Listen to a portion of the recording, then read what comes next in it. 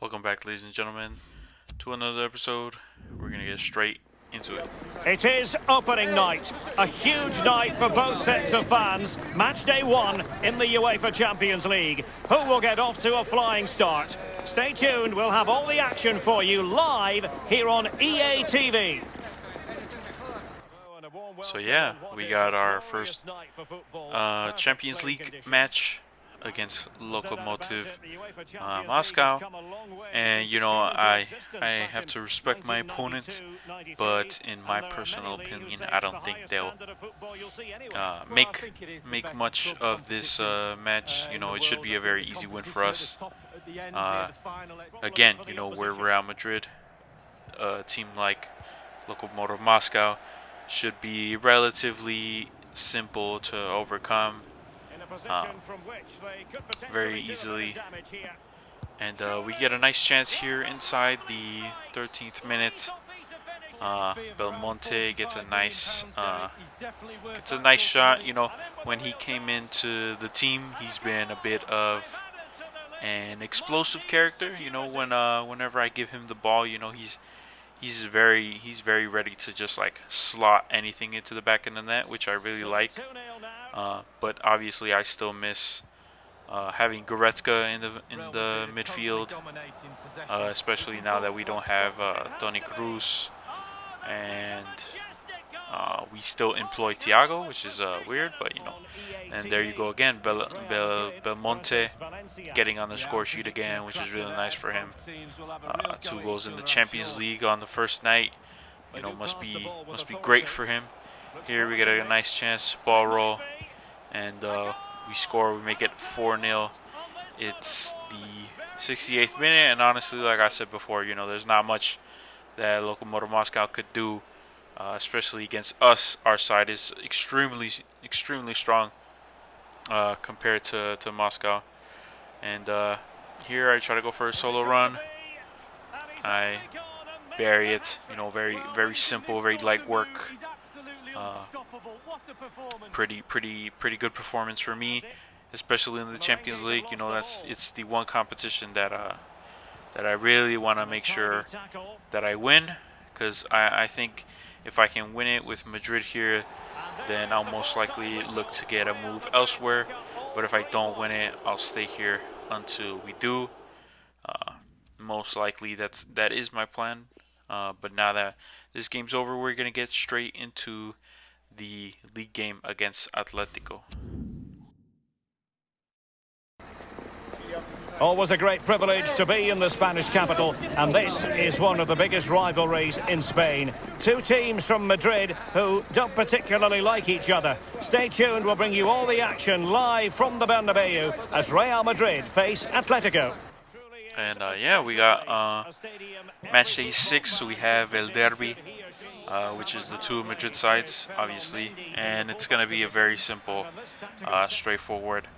Nothing happened for the entirety of the first 80 minutes, and it wasn't until this chance where I get it the one time and I slide into the back of the net and I make sure that we secure this win, because it was pretty much back and forth and there wasn't many clear-cut chances. So you know, I had to cut out a lot of that, especially with the other matches that we're gonna show.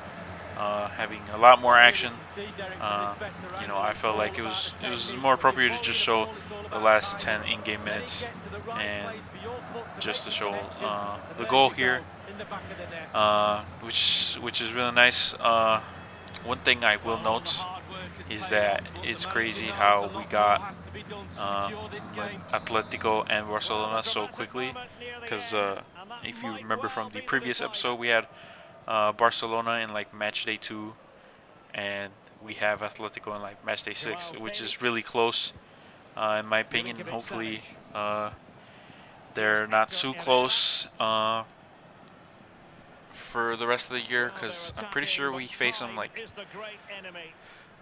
at least once more in the league, and then we face them, I think, we face one or the other in the Supercopa that happens in the middle of the calendar, so in like January, I mean.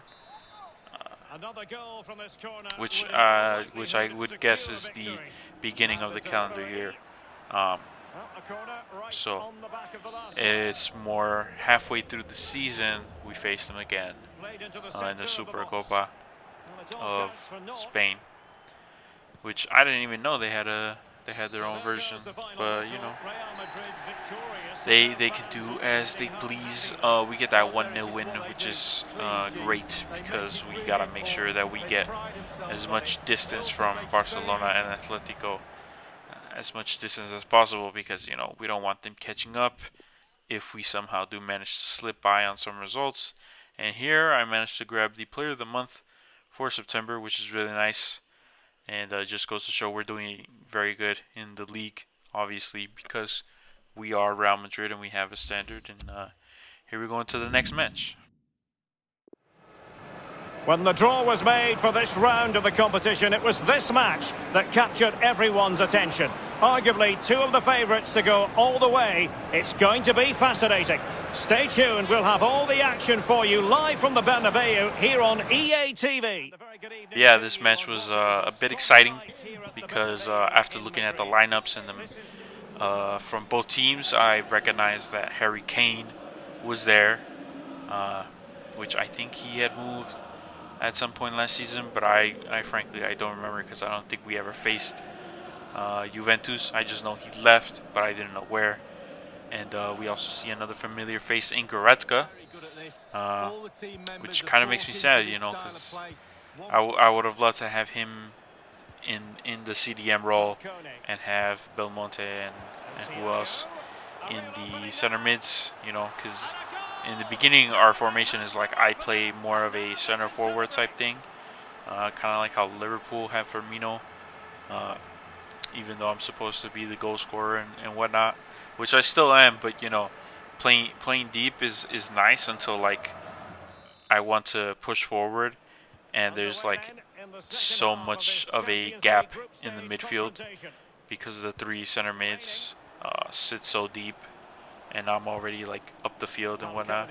I get a nice back heel there, make it 2-0, and I kind of wish the license for Juventus was still with EA, because you know, playing against Piemonte Calcio is just like, yeah, I can't take it seriously.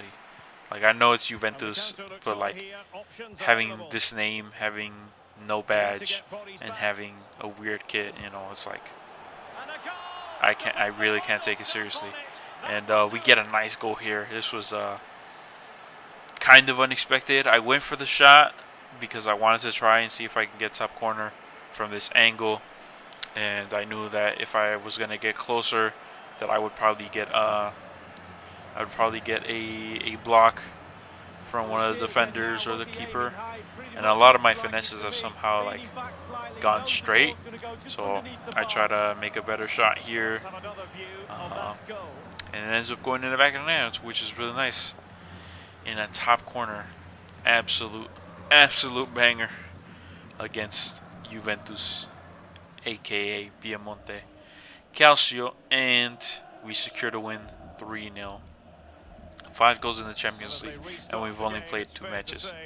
You know, it feels like it's a lot more balanced in my opinion this way, because now the knockout stages will be a little bit more intense. It'll be a little bit more open, because you know the AI, whenever they do leave gaps, they're noticeable, which also makes defending a nightmare, because if our team leaves gaps, you know, they get done, and it becomes a tougher match. And then if we reach the final and we play it on Ultimate, you know, I've played on Ultimate before, obviously, when we played the World Cup, and it's not too difficult, but it is a little bit more tedious, because you can't really miss on your chances. You know, you have to bury them, and if you do miss, you know, it could cost the whole game, which is kind of the whole point. And we're gonna get into the next one. The man to watch, top scorer in the Champions League. Can he add to his total tonight? We'll find out soon, as we're just minutes away from kickoff It's live. So yeah, at this moment when I was recording, I saw that guy was like top scorer, and I was like, how many goals has this guy scored in 2 games? That me with 5 goals is like not even first place. And I didn't even bother to check afterwards, because obviously we're facing them, and if I score, um, I either meet him or exceed his goal tally. So I'm always out to score as many goals as I can, and Benfica is a nice team to play. I like the Portuguese league. We get a nice chance here, left-footed shot. I was a bit scared because my left-footed shots tend to miss the target, because we still only have 3-star Wakefoot, and I haven't bothered with doing volleys and whatnot in unimportant games. Because every game is tough in the league. I won't lie. Even on this difficulty, some games are just like some games are really boring. Some games are this easy. It's very much a toss up between it's gonna be a wash, or it's gonna be a very tight game and it's only gonna be decided by like 1 or 2 goals. Which is why I like this difficulty. Because I feel like this is the mark of like a good set of teams playing on world class.